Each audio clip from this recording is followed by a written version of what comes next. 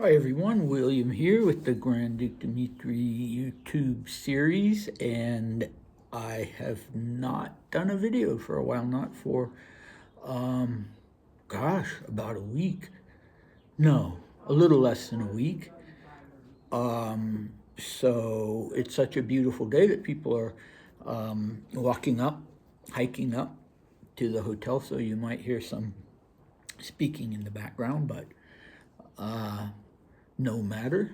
So, yeah, I was just honestly kind of discouraged because the last episode I did, and I thought it was a really interesting part of the diaries, initially only got like 3 views.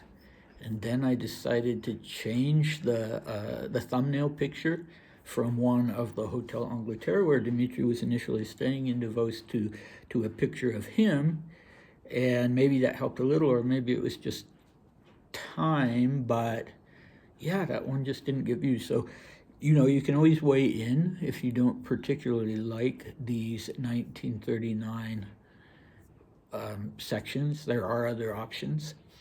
But I definitely want to finish up this particular letter of the 23rd of September that Dmitri wrote to his sister right here from Schatzalp in Davos.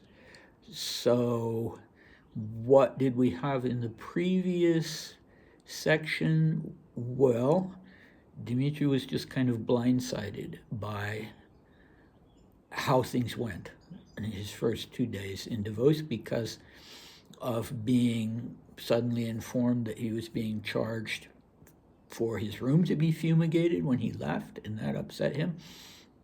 And it was expensive.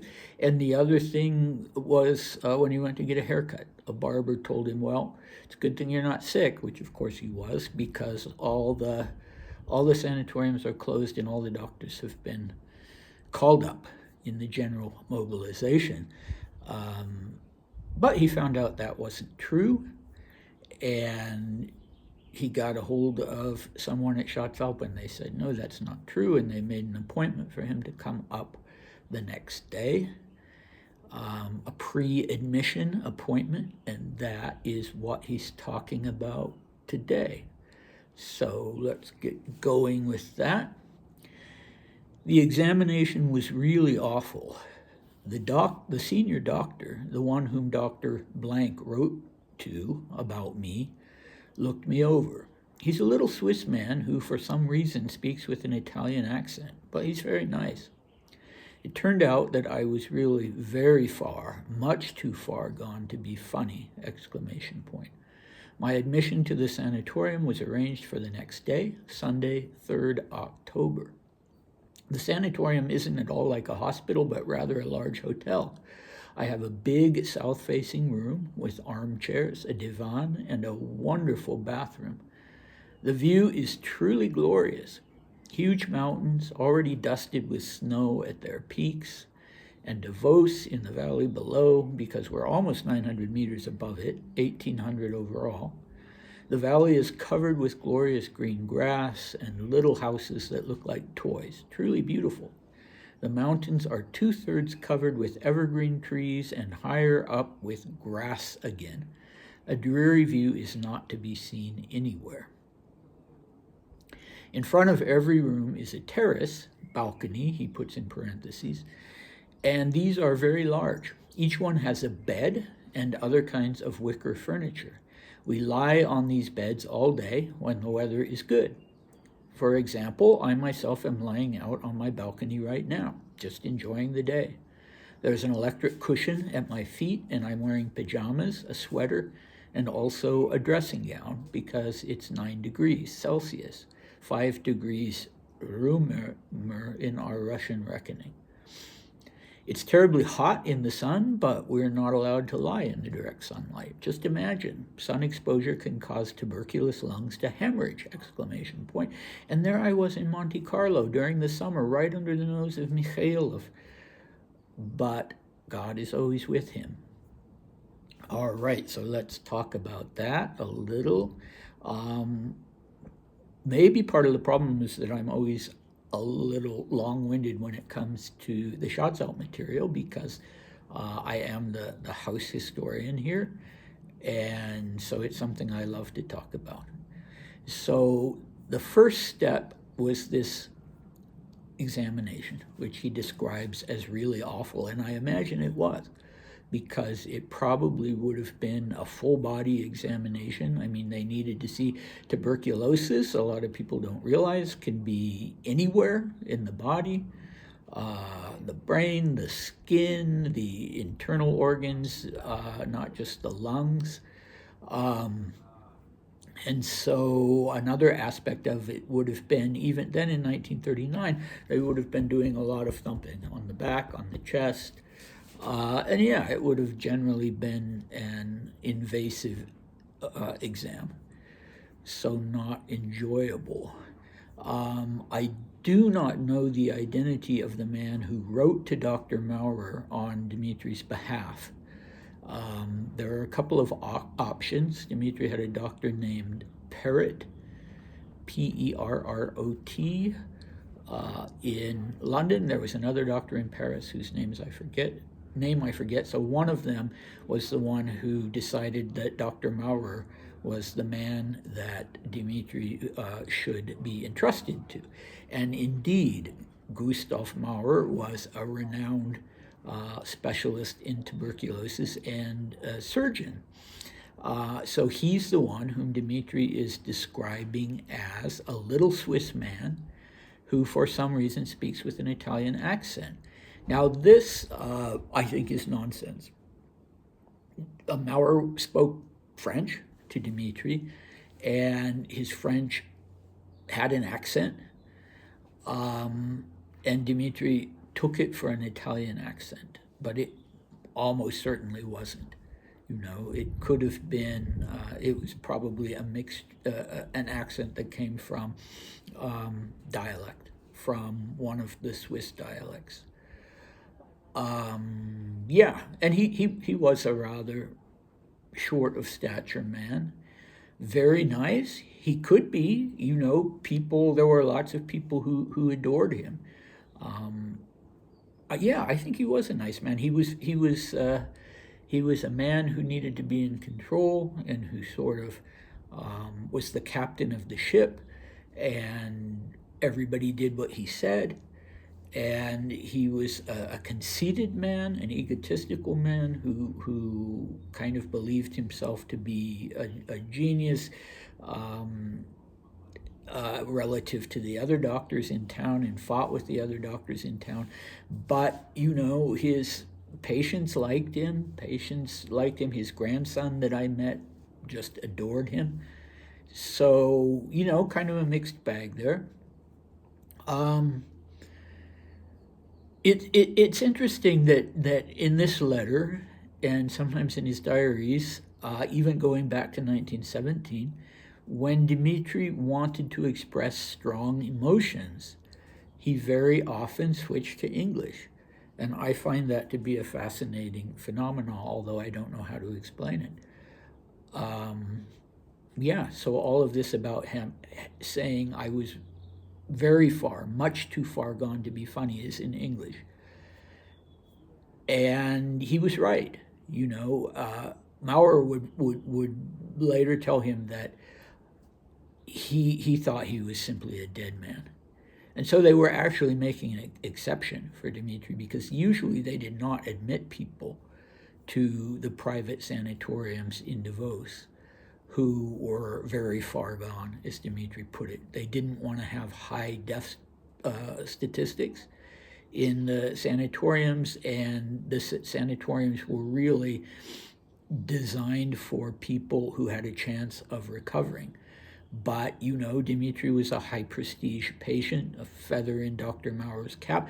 Dr. Maurer did think he could possibly save him, and so an exception was made for him, and he was admitted. Describing Schatzalp as a hotel is, not completely off the mark. It was a place that didn't have difficulty, in the 50s into converting into a hotel, because it was designed to give people that feeling that you're not in a hospital, that you're in a hotel. But on the other hand, to this day, if you go into the rooms, You're going to find call buttons for nurses, various signs that it was indeed a sanatorium and not a hotel. There were hospital beds in the room, so Dmitri would have been sleeping in a hospital bed.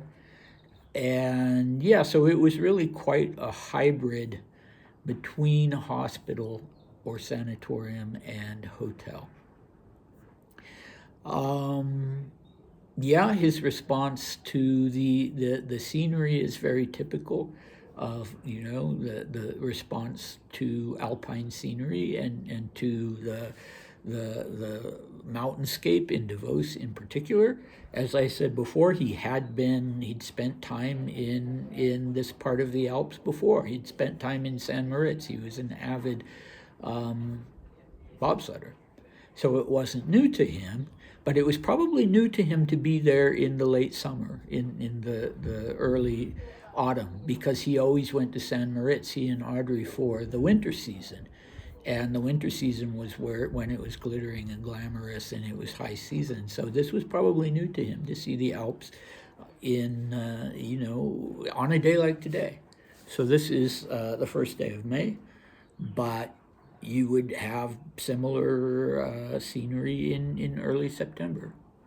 Flowers and the remarkably blue sky and the grass. The larch trees haven't turned green yet, but and some of the grass is still brown. But yeah, it really is. As he says, the valley is covered with glorious green grass. He's wrong about the altitude. They management kind of fudged that a bit. He's saying that Schatzalp is 900 meters above the valley, and that's not true. It's about 500 meters above the valley. But it certainly does give one the impression of being quite high up, especially for someone, even in St Moritz, he wouldn't have been halfway up the mountainside. All right, the beds that he's talking about are actually these Liegestühle. This is one actually from the late sanatorium era. And so they're not beds, although a person could and did, and I still do, doze on them sometimes. And yeah, on a day like today, he would have been definitely out on his balcony, as he says to Maria, enjoying the day. 9 degrees on a day like today when you're in the sun is warm. It's even hot. But Dmitri seems to have suffered from cold. You see pictures of him here in Davos, and he's got layers, always a scarf. So I get the impression from the photographs that he was very sensitive to the cold. So even on a day like today, he tells us he's layered. He's wearing pajamas and then a sweater and then a dressing gown. I'm not sure quite how that worked. He must have been wearing his sweater under a pullover or a cardigan, whatever it was, underneath his bathrobe. And then he had this little electric cushion at his feet to keep his feet warm. So that's interesting. If I was dressed like that today, I would be roasting.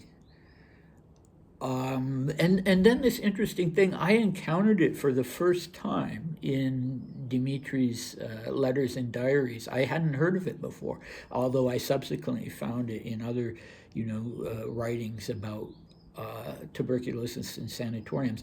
What I don't know is if it's an outdated idea. That I'm not sure about.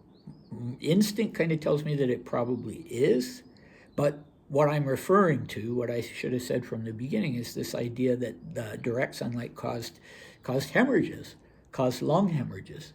So he was not allowed to be in the direct sunlight. He would have been, the balconies are covered, and he would have been either back where the sun isn't reaching in the shade, or he would have had some kind of, Liegestuhl umbrella or something. I probably not that, or he would have mentioned it. You can see, well, maybe you can't. I guess you can't. There are also these brackets. There's one. Where there originally were shades that could be pulled down. But then that would, completely interfere with the view. But anyway, so Dr. Mikhailov, he could also be the person who wrote to Maurer. So, Dmitri had been diagnosed with tuberculosis. I'm not sure exactly when, but it was at least weeks, if not months, before he went to Chatzell. He seems to have spent the summer with Polly and with Maria in the south of France, in Monte Carlo, which was his favorite place. I guess that's not France, is it? It's Monaco, but that was his preferred place on the Riviera to go. And so he had some degree of medical supervision or care, but Mikhailov, I think, was not a tuberculosis specialist, and he obviously hadn't heard this hemorrhage theory, so he didn't object to Dmitri being in the direct sunlight. And it's interesting how Dmitri puts that. So here I was out in the sun, right, Monte Carlo during the summer, right under the nose of Mikhailov. But God is always with him. He doesn't say, but God is always with me. God protected me from having a hemorrhage, but God is always with Mikhailov. So that's a good doctor to have, a doctor whom God is always with. Anyway, so what do we have next time? We have Dmitri's first night at Chatzell, which was quite an experience for him. And for most patients, their first night at a sanatorium, a whole different world, even if it, in this case, looks like a hotel. Very emotional for him, as you'll find out. And he had this interesting nurse. And yeah, I hope to see you then. Bye.